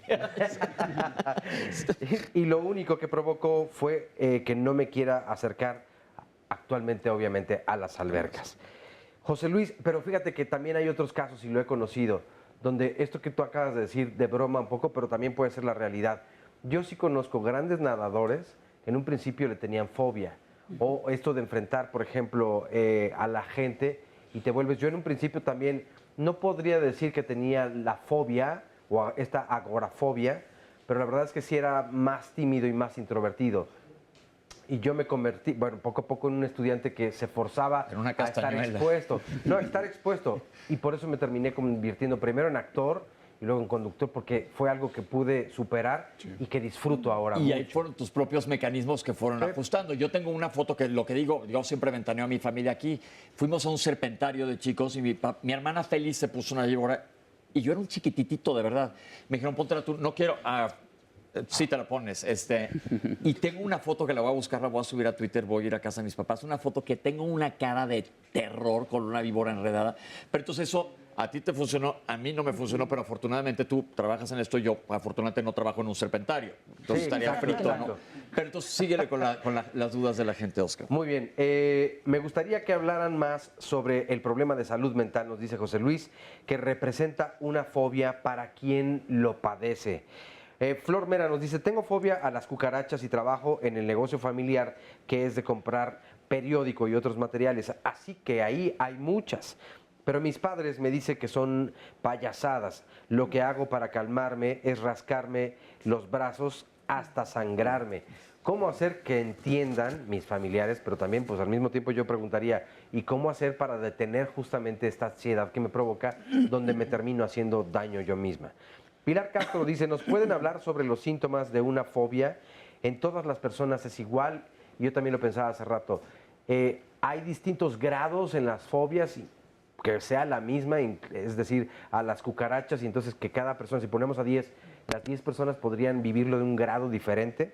Karina Suárez nos dice, quizás sea importante investigar de dónde viene una fobia, pero a mí me interesa que la resuelvan y que la resuelvan sobre todo rápido. Por favor, nos dice un anónimo, hablen más sobre cómo elegir a un terapeuta para que nos ayude a resolver una fobia. Y María Villa nos dice, ¿el utilizar drogas puede predisponer a una fobia o a la ansiedad? Y esta también creo que podría relacionarse muy bien con la automedicación. Además de que es peligroso y puede afectar a otro organismo de nuestro cuerpo, ¿esto podría tal vez agravar la propia fobia? ¿No? Yo creo que es interesante y acuérdense que todas sus preguntas las contestan los especialistas en el último bloque, además con sus propios comentarios, pero creo que es importante que hay una pregunta interesante, síntomas y cómo se puede uno dar cuenta que alguien más es fóbico, porque a lo mejor un niño todavía no sabe que va a desarrollar una fobia, pero el papá puede captarla desde buen momento. Bueno, mira, a partir de los 13 años es más fácil percatarse que hay una fobia, porque el niño tiene una formación mayor, ¿no? Claro, eso no quiere decir que no haya fobias en la infancia, ¿no? Pero por lo general, a partir de los 13 años es cuando se puede percibir más por los padres. Las fobias en la infancia son muy difíciles de detectar, muy difíciles, porque los niños no tienen una manera verbal de expresar el miedo, se manifiestan a través de otros síntomas. En realidad las fobias se debutan como tales y son muy claras en la mitad de la adolescencia. Eso es muy claro. Ahora, es importante pues hacer la connotación de que en la infancia sí las hay, solo que no se detectan con tanta facilidad. Y sí las hay en una frecuencia importante. Claro, y hay que recordar que la ansiedad lo que hace es que te prepara como si viniera un tigre a matarte. Entonces, ¿qué pasa? Taquicardia, sudoración, temblor. La clásica de Scooby-Doo es que tiembla, ¿no? Shaggy, porque baja la temperatura. Entonces hay un componente fisiológico que se activa y mucha gente no solamente le tiene fobia a la rata, sino a la reacción esta que es muy desagradable y que es súper interesante porque a nosotros de pequeños nos gusta subirnos al columpio y sentir cómo se nos sube la panza, marearnos, ¿no? Nos encanta la montaña rusa, estas sensaciones que sabemos que son divertidas, y echarnos el paracaídas del bungee, pero no es lo mismo sentirlas, porque a veces hay personas que incluso creen que se van a morir de un infarto si ven a la rata, ¿no? Porque le tienen miedo a esta reacción fisiológica. Y aquí tenemos un estudio epidemiológico. La edad de debut para las fobias es la segunda década de la vida. Entonces, todos estos testimonios que nos platicaban es el momento donde te das cuenta, concientizas la fobia y es el momento de buscar atención, como el comentario que decían, ¿cómo convenzo a mis familiares? Si ya tienes edad para escribir en Twitter, ya tienes edad para ir a solicitar una consulta, es responsabilizarse de sus síntomas. Estoy seguro que si ella estuviera enferma de la piel, iría al dermatólogo corriendo. Hay que hacerlo. Que yo creo que es muy importante este programa en ese sentido, de que abramos las puertas a que las enfermedades que probablemente no vemos como un infarto o una diabetes con la glicemia elevada, las enfermedades psiquiátricas o las fobias, por ejemplo, una que no sé si se considera enfermedad, cualquier trastorno, claro, se puede manejar. Vamos al psiquiatra, hay que tratarnos. Ya dijeron que es importantísimo identificarlo para poderlo tratar. Y una de las cosas que decimos mucho aquí los lunes también es que mientras más temprano reconozcas algo, va a ser mucho más fácil manejarlo. Porque vamos a ir a un corte, pero voy a regresar a preguntarles efectos a largo plazo y qué es lo que es una crisis de ansiedad que te puede llevar a esto. Vamos a un corte y regresamos con ustedes. Estamos aquí en Diálogos en Confianza.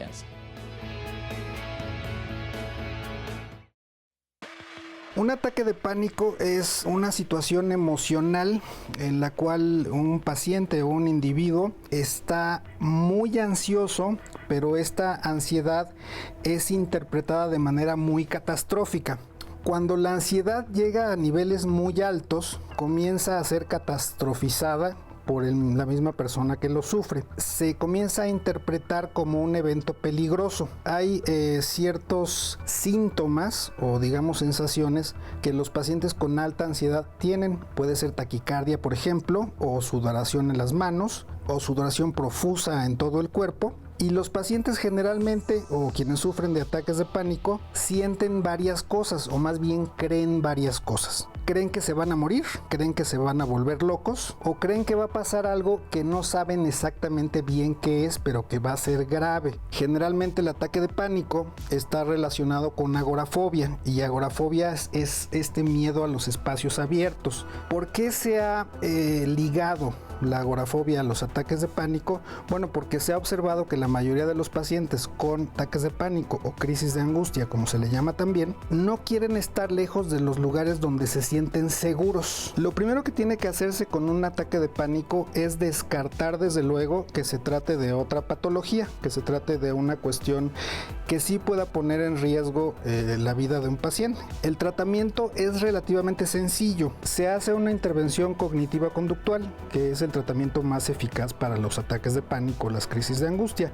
Consiste meramente en exposición, consiste en generar un ataque de pánico o generar las condiciones necesarias para que se dé un ataque de pánico sin la respuesta. La respuesta a un ataque de pánico generalmente es evitativa, es decir, los pacientes tienden a regresar al lugar donde se sienten seguros, o puede ser que beban alcohol, o puede ser que ingieran algún tranquilizante o algo que ellos consideran que es lo que les salva la vida. Básicamente lo que sucede con el ataque de pánico es que es totalmente inocuo, es decir, es absolutamente benigno. Nadie se muere de miedo, nadie se muere en un ataque de pánico. Lo que se hace con esos pacientes es exponerlos en algunas ocasiones en el mismo consultorio, hiperventilándolos, es decir, haciendo que respiren fuertemente, y en ese momento se les induce un ataque de pánico y ellos, al estar en el consultorio teniendo un ataque de pánico sin ningún salvavidas, como nosotros les llamamos, sin ninguna pastilla para tranquilizarse o algo así, entonces ellos se dan cuenta que no les pasa nada. A raíz de esas exposiciones, digamos, subsecuentes, los pacientes llegan a darse cuenta que el ataque de pánico no es en realidad más que un estado de ansiedad muy alto que se va a regular eventualmente y que el mismo intento por tratar de controlar este pánico es lo que desata el ataque de pánico. Es una cuestión circular, es una especie de nudo yordiano o de círculo vicioso. Vamos a regresar ahorita con los especialistas a preguntarles sobre los ataques de pánico, pero vamos a escuchar más opiniones y testimonios que tenemos aquí en Público La Mar. ¿Qué tal? ¿Cómo estamos? Muchas gracias por la invitación. Tengo una pregunta para los especialistas en especial. Mi formación es de biólogo molecular, no soy neurobiólogo. Sin embargo, he leído algo al respecto ahora que me interesó lo de las fobias. Sabemos que en el cromosoma 15 humano se ha identificado, para las gentes que han dedicado a estudiar las fobias, las posibilidades de que ahí se desencadene parte del proceso genético, que por un lado ya está comprobado, pero por otro lado no. Quisiera yo preguntarles a ustedes, incluso se han identificado más de 60 genes, y de esos 60 genes se conocen exactamente que aproximadamente 60.000 nucleótidos son los que están involucrados. Hay una duplicación dentro de este genoma. Mi pregunta concreta es, ¿qué hay más al respecto? Porque estos estudios ya están un poquito atrasados, están del año principios de este siglo, 2002, 2003. A ver, pero yo le voy a preguntar, ¿los nucleótidos se duplican y qué tiene que ver con esto? La duplicación, de alguna manera, los genetistas moleculares presuponen que eso es lo que de alguna manera está implicando el que en un momento determinado haya esta patología o estos genes predispuestos a la fobia. Déjeme nada más traducirle al público lo que nos acaba de preguntar. Lo que nos está preguntando Mark, que nos van a contestar los especialistas, es si la información que está contenida dentro de nuestros cromosomas, es decir, si nuestra genética nos predispone, que ya la doctora nos había hablado un poco en el principio. Habría que explicar muy bien, tiene mucha razón, la herencia es poligénica, no hay un solo gen responsable de las fobias, eso hay que dejarlo muy clarito. Ya ahora se puede hacer cierto tipo de exámenes genéticos donde se logra un algoritmo de probabilidad de tener la enfermedad, pero todavía no hay un diagnóstico genético, eso no lo hay. No hay. Y el nexo entre la genética y la expresión de la enfermedad se da a través de la neurobioquímica. Tomaré uno de los ejemplos. Se me puede alterar el gen que se encarga de transportar un neurotransmisor que se llama serotonina. Y si ese gen se altera, mi transportador transporta menos serotonina y mi posibilidad de tener una enfermedad depresiva o ansiosa es más alta. Ahí viene el vínculo entre lo genético y la expresión de la enfermedad. ¿Y con lo epigenético qué habría? La epigenética, hay que decirlo bien claro, es cómo mi medio ambiente me transforma mi código genético. Aquí lo discutíamos durante los cortes, cómo hay fobias que se presentan en ciertas culturas y otras fobias que no. A lo mejor en la India, que hay una cantidad bárbara de víboras, es poco probable que las personas desarrollen una fobia a las víboras. La epigenética puede modificar, y eso es muy correcto, puede modificar mi información genética y cambiar la expresión hacia las siguientes generaciones. Pero es la manera como mi ambiente incide en mi genética. Entonces, es decir, el tener una fobia o muchos trastornos, porque hablar de genética, tuvimos ya un programa que les recomiendo que lo chequen en YouTube, puedes tener predisposición, pero no quiere decir, como dice el doctor, no es un gen que te diga a fuerzas vas a tener miedo a la fobia a las serpientes. No. Sí. Puedes tener predisposición, expresarlo o no, y ya depende de tu manera de responder y de todos los factores alrededor tuyos que se le expreses o no. Entonces es una situación multifactorial. Así es. Ok, gracias. No, al contrario. Hola, Karen. Hola. ¿Qué nos vas a decir, Karen? Bueno, yo tengo una pregunta en sí que cómo sería... Más bien sería cómo podremos tratarnos nosotros mismos, o si se puede hacer eso, o realmente tenemos que ir a un terapeuta forzosamente, porque por ejemplo yo tengo una fobia terrible a una persona en especial, como Cepillín, no sé si lo conozcas, quizás es un trauma muy específico. Entonces, ¿pero yo te da miedo siento... otros payasos? No, realmente ninguno, nada más a ese él. payaso. Está un feo. Ok. Bueno, esto es interesante porque se mencionaron los payasos anteriormente, y los payasos cuando yo creo que ya tienen varios años de que giraron de ser chistosos a ser, y hay películas de terror basadas en payasos, que probablemente tú asocies con algo. ¿Qué le podemos decir a ella? Yo creo que es importante, me gusta mucho escuchar especialmente a los jóvenes, veo muchos hombres, me gusta porque además cuando revisamos las estadísticas parece ser que las mujeres somos las que tenemos más fobias y lo que pasa es que los hombres no reportan y qué interesante que a través del internet, a través del teléfono se atreven a hablarnos los hombres, ¿no? Entonces, bueno, recuperando esta idea yo te diría, hay una serie de personas, la gran mayoría tiene resiliencia, tiene fortalezas para salir adelante por sí misma, pero también es muy importante reconocer que no podemos con todo y no tendríamos por qué poder y que puedes acudir a un profesional. Yo quería hace rato comentar, si tú buscas nada más en Google Clínica Universitaria de Salud Integral Iztacala, si buscas el Centro de Atención de Servicios Psicológicos de la Facultad de Psicología, ahí hay terapeutas. Es una psicoterapia breve, generalmente ves cambios en 10 o 12 sesiones y ir más allá de... No queremos cruzar esa línea porque no estoy loco, yo quiero salir adelante, yo quiero leer un libro, yo quiero ver un folleto, yo quiero ver un video YouTube, quiero ver un tutorial, pero es muy rica la experiencia, es un autoconocimiento, hay que acercarse a la psicoterapia, veíamos que estos trastornos son invisibles, pasan los niños toda la primaria y nadie se da cuenta, los papás a veces los normalizan y dicen, pues es que ella es tímida, ¿no? O al contrario, se burlan, entonces acérquense, hay muy buenos psicoterapeutas altamente especializados, de bajo costo y no todos salimos con un libro de autoayuda, ¿no? Entonces hay muchos lugares donde puedes atenderte. Me llama la atención, en base a este testimonio, ella se autodiagnosticó, creo que hablábamos anteriormente, pero ella identifica perfectamente un estímulo, que es este payaso específico. Sí. Afortunadamente no te tienes que exponer a él continuamente, lo puedes totalmente evitar, que bueno, entonces es una manera más fácil de manejarlo, pero como dice la doctora, es interesante que vayamos a la raíz de la situación. Pero muchos de nosotros, yo por ejemplo, nadie me diagnosticó la fobia a las serpientes, yo me la autodiagnostiqué. Uno generalmente sabe a qué es lo que le choca, le checa, ¿no? Bueno, vamos a escuchar otro testimonio. Hola, Gaby. Hola, ¿cómo están? Bueno, yo soy directora y escritora de teatro y estoy muy agradecida de este espacio porque creo que hay muy pocos espacios y hay casi no hay una cultura de información sobre las enfermedades mentales y sobre las fobias. Y normalmente los espacios tienen que ver con los expertos, ¿no? Y con esta, de alguna manera, esta información a nivel cognitivo. Es por eso que yo estoy aquí, por mi profundo compromiso con la salud mental, a muchos niveles, también como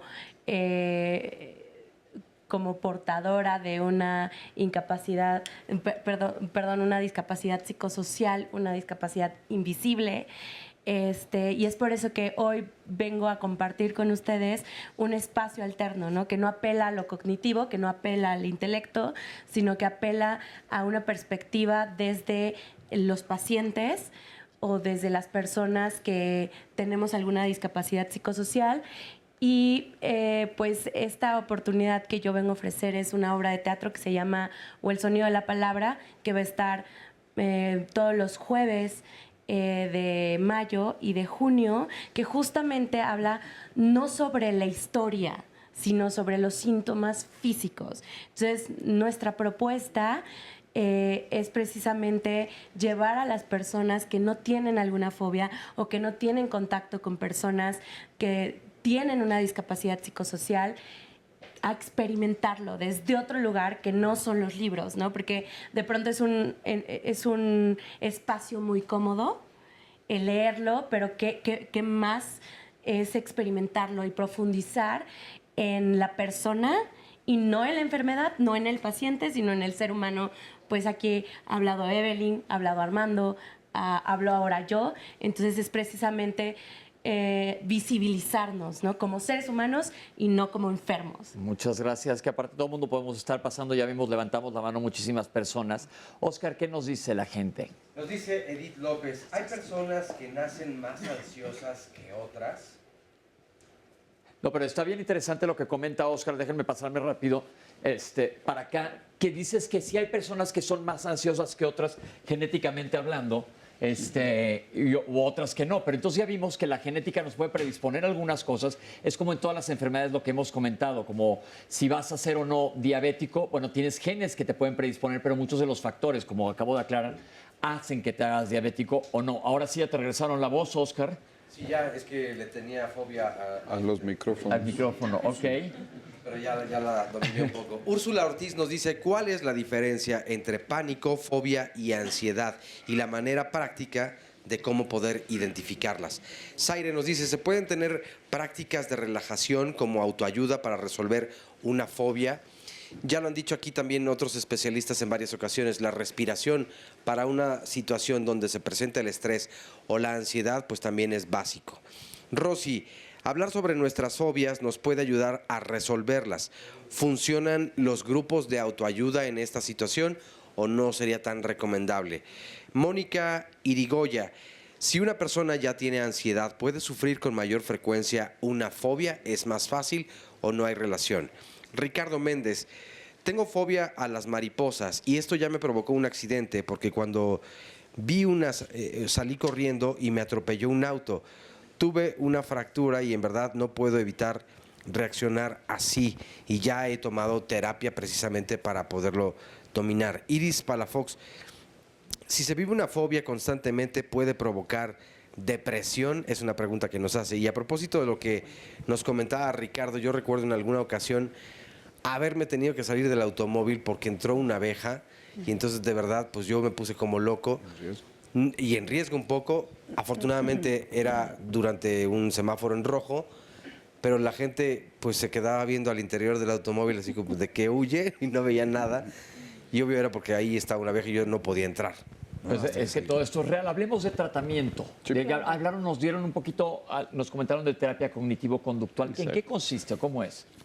Precisamente es llevar el conocimiento absoluto y total al paciente, pero realmente tiene que ser complementaria, ¿no? Desde un punto de vista, los terapeutas, los psicólogos, tenemos la obligación de saber canalizar al paciente a clínica cuando es necesario.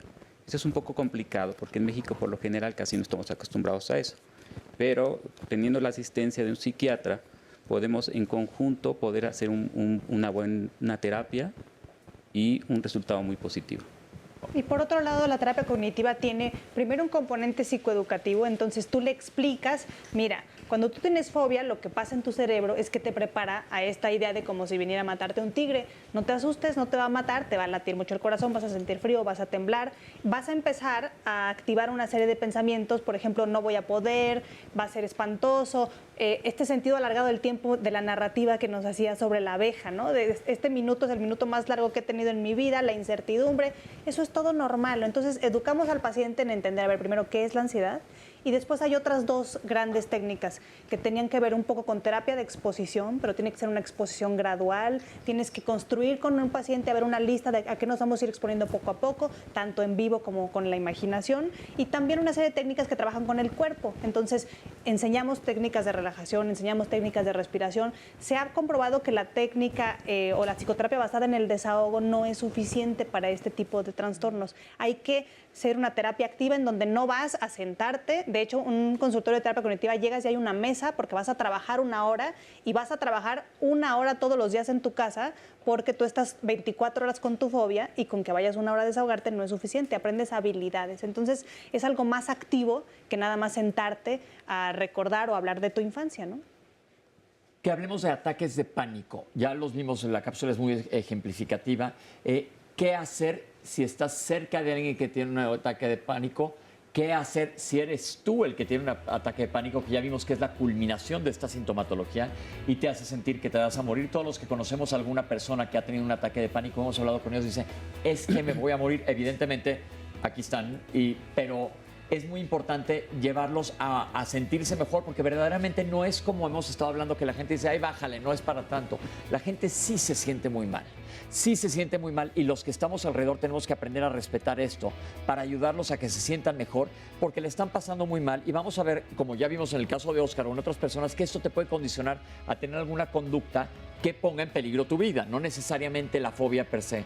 Pero tenemos que hacer un corte y vamos a regresar a preguntarle a sus especialistas qué es lo que tenemos que hacer en esta situación. No se vayan, ahorita regresamos con ustedes. Ya platicamos lo que son las crisis de pánico, que verdaderamente se siente muy mal el paciente. ¿Qué hacer si estamos cerca de alguien que tiene una crisis de ansiedad o pánico?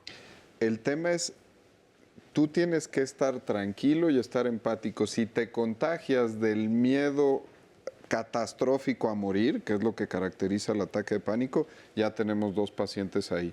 O decirle, bájale.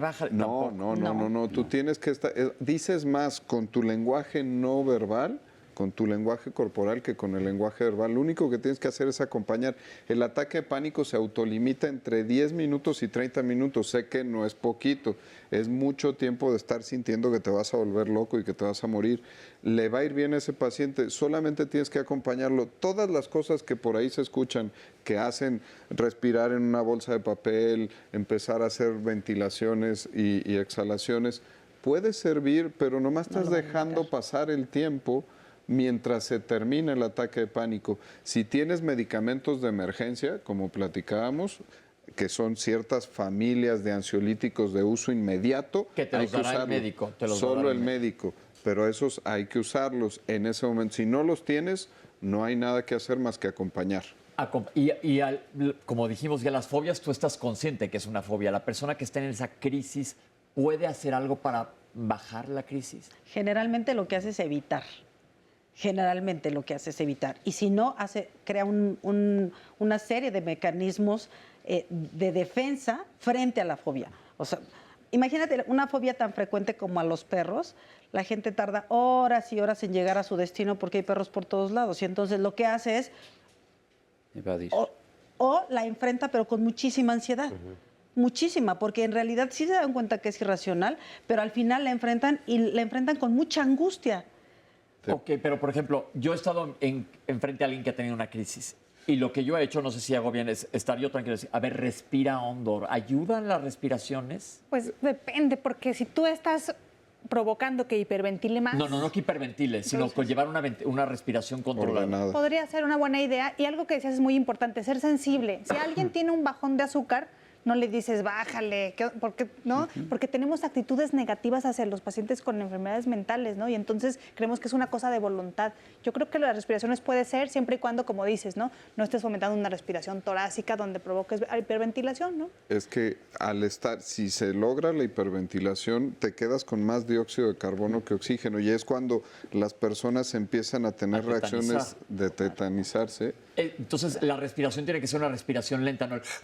Porque esto quiere decir hiperventilar y entonces te vas a quedar con dióxido de carbono en vez de oxígeno y esto sí va a tener efectos en tu organismo. Pero otra cosa que quiero preguntar, ¿hay una diferencia? No sé si todavía se utilice el término histérica.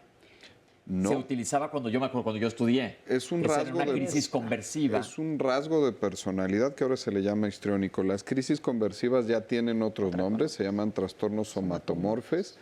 Y es cuando por un estado de ansiedad excesiva terminas teniendo una manifestación física que para tu cerebro, para tu aparato mental es más fácil desmayarte, desconectarse, que seguir teniendo esta actitud. Ya son muy poco frecuentes.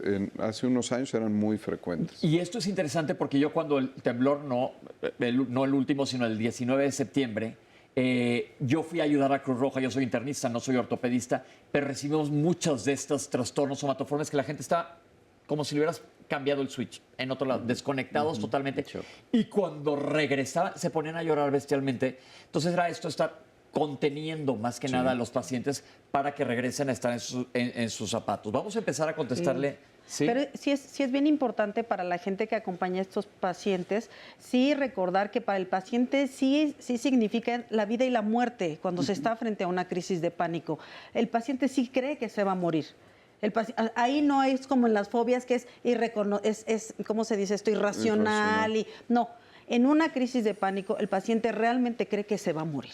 Porque hay una serie de respuestas fisiológicas que le están avisando que se puede morir, aun cuando ya en los procesos de terapia, que sí es importante decirlo, Caro, porque en la descripción que hace el doctor parece como si se fuera de tajo a la exposición, y la verdad es que hay que crear todo un proceso de preparación para la exposición.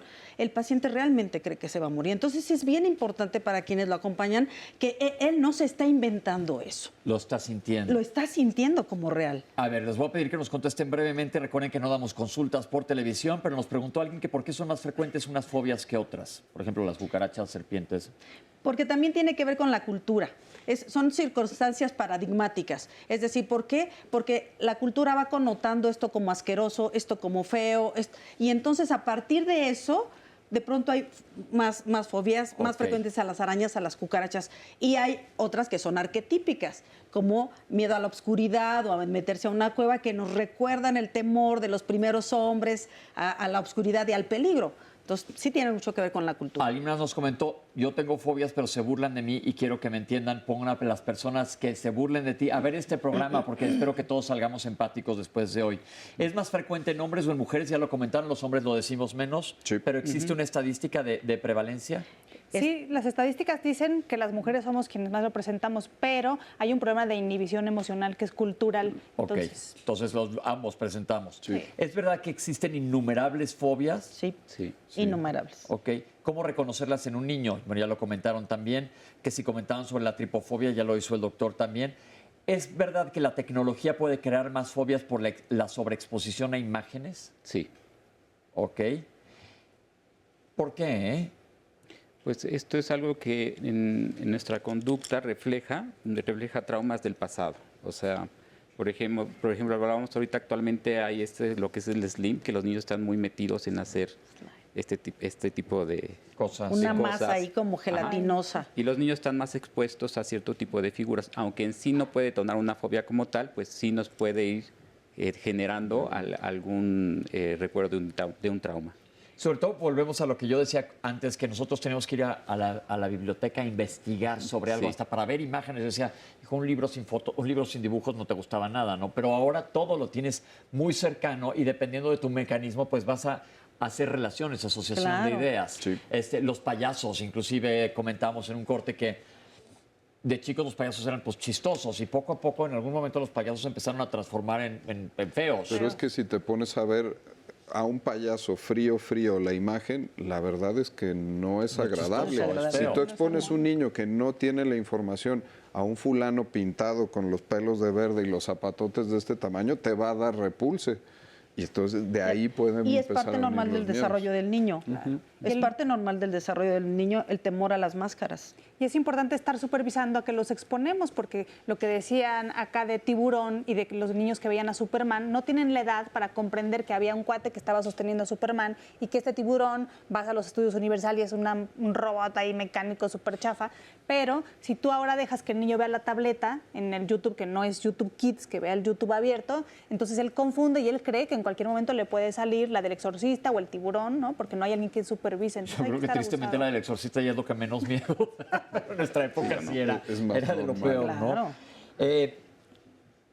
¿Por qué me causa ansiedad, habla alguien, estar en espacios abiertos? Ahora sí que es porque es individual y van a aparecer los datos de nuestros especialistas porque es importante que acudas a buscar ayuda. Yo tengo fobia a las cucarachas y me dedico a comprar periódico. Me dicen que son payasadas. Ya comentamos que puedes enseñar este programa a la gente que te diga que son payasadas. Y si tienes una fobia que te está interrumpiendo llevar una vida normal, tú tienes una fobia a un payaso específico, lo puedes evitar totalmente. No es como que te lo vas a encontrar, esperemos, no sé si todavía está vigente, pero no tienes que comprar sus discos, sus libros, nada por el estilo.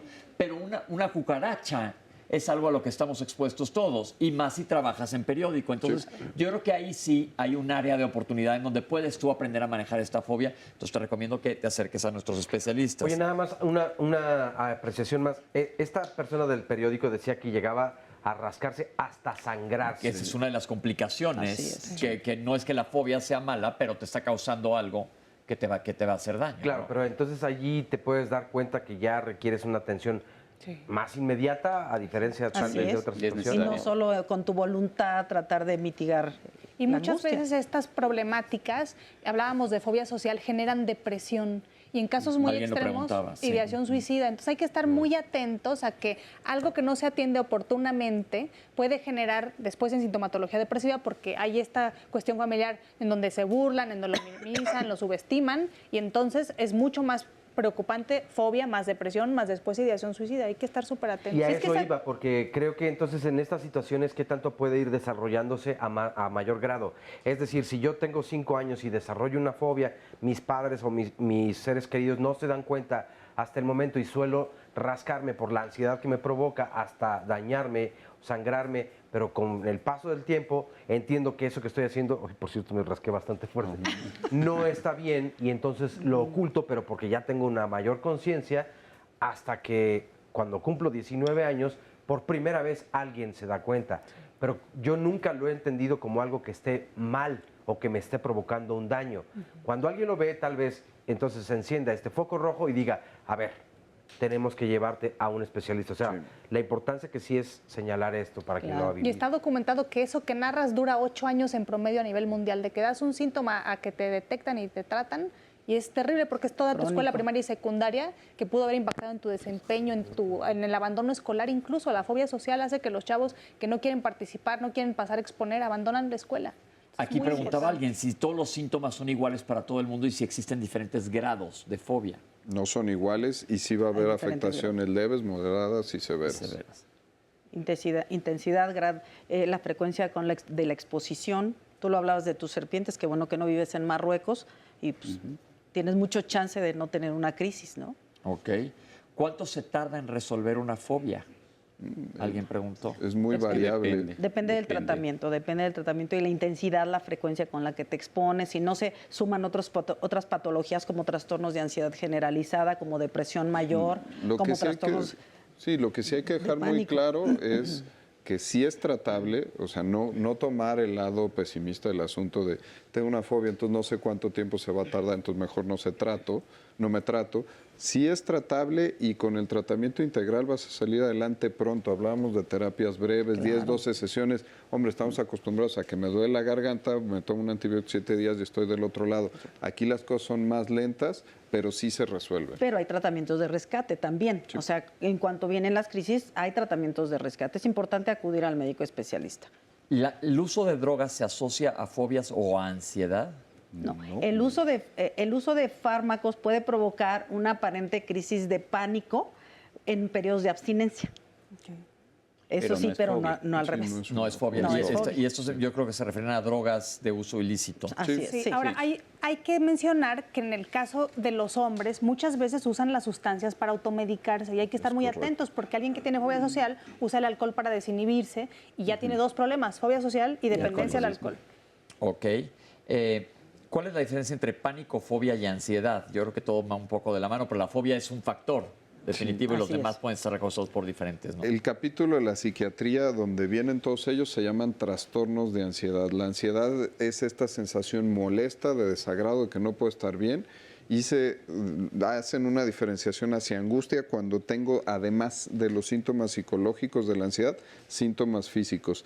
El ataque de pánico, lo definíamos, es un evento catastrófico de la ansiedad máxima de 10 a 30 minutos de duración y que tiende a autolimitarse, pero es el momento donde uno siente que está volviendo loco y que se va a morir. Entonces, pánico, ansiedad, que es el capítulo, la manifestación, el síntoma clínico, que es ansiedad, y las fobias, que es uno de los trastornos de ansiedad que ya definimos, con miedo irracional y conductas evitativas.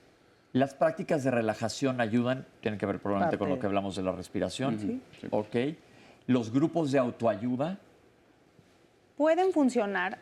Hay países en donde justamente no hay mucho acceso a servicios de salud mental altamente especializados, entonces te meten, por ejemplo en Inglaterra, te meten a un grupo. Sin embargo, hay que ser muy cuidadosos.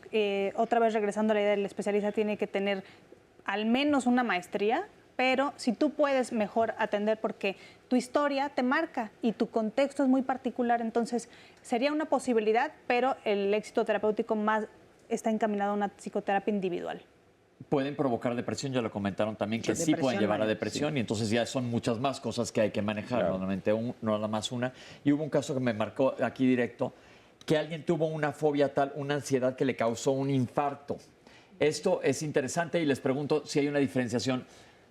cuando tienes una crisis de pánico, estamos hablando que tu sistema tu estrés está a tope. El estrés causa que se te abran los vasos sanguíneos, que palpite más rápido tu corazón, pero estás pidiendo una demanda de oxígeno mayor. Si ya tienes una enfermedad coronaria, pues sí te puede dar un infarto. Es como el típico que dice, es que se murió de un susto. Pues no fue el susto que lo mató, sino que seguramente tenía una enfermedad asociada. Cierta predisposición. ¿Se acuerdan del caso de Mariana Levy? Sí. Fue un evento donde la iban a asaltar, el miedo fue una reacción máxima y tuvo una reacción de constricción de sus arterias coronarias y la llevó a un infarto. Se murió del susto. Pero eso es bien importante, claro, porque el susto desencadenó, no es que el susto te mate. Pero entonces un ataque de pánico te puede llevar a un infarto. En un caso extremo, muy excepcional, sí. Cuando ya tengas enfermedad coronaria, que también ya platicamos de esto aquí, es bien interesante que busquemos los factores de riesgo de enfermedad coronaria, que esto pues puede predisponer más. Se nos está acabando el tiempo, quisiera que rápidamente en unos segundos nos diga cada quien alguna conclusión. Sí, a mí me encantaría acercarme más a los hombres, ¿no? Porque un hombre puede cuidar a otro hombre y crear un ambiente de salud mental sensible, no promover esta cuestión de la inhibición emocional, y a las familias, ¿no? No minimizar y no atribuir a que es un rasgo, ¿no? Él es tímido, no le gusta salir, no le gusta ir a las fiestas. Hay que acercarse, algo le está pasando a ese joven que quiere participar, que quiere tener una novia, que quiere tener amigos. Entonces, familias y hombres en particular tenemos la gran oportunidad de ayudar a otros y de ser el guardián, ¿no? De nuestro amigo, de nuestro compañero. El estrés, las fobias, la ansiedad son reacciones normales de la vida cotidiana. El punto donde hay que atenderse es cuando esto afecta a mi funcionalidad, y eso creo que debería ser uno de los mensajes clave para que se lleven el día de hoy. Si me afecta mi funcionalidad, así como cuando me enfermo del estómago voy a un especialista, si ya no puedo hacer las cosas que a mí me gustan, tengo que ir a atenderme con el experto en salud mental. Así es. Y esta es una persona que se da cuenta. Sí. Porque siempre te estás dando cuenta cuando tienes una fobia, la tienes perfectamente clara. Claro. Sí. Bien, que estos son espacios súper interesantes porque nosotros podemos acercarnos a ustedes para tener una comunicación y hablar sobre esto. La enfermedad mental es una enfermedad cotidiana, cotidiana desde muchas trincheras, y la podemos atender. Tenemos que romper con el estigma de la salud mental que tiene que ver con sinónimo de locura, que estas alteraciones son discapacitantes y que tienen alto grado de tratamiento, de éxito.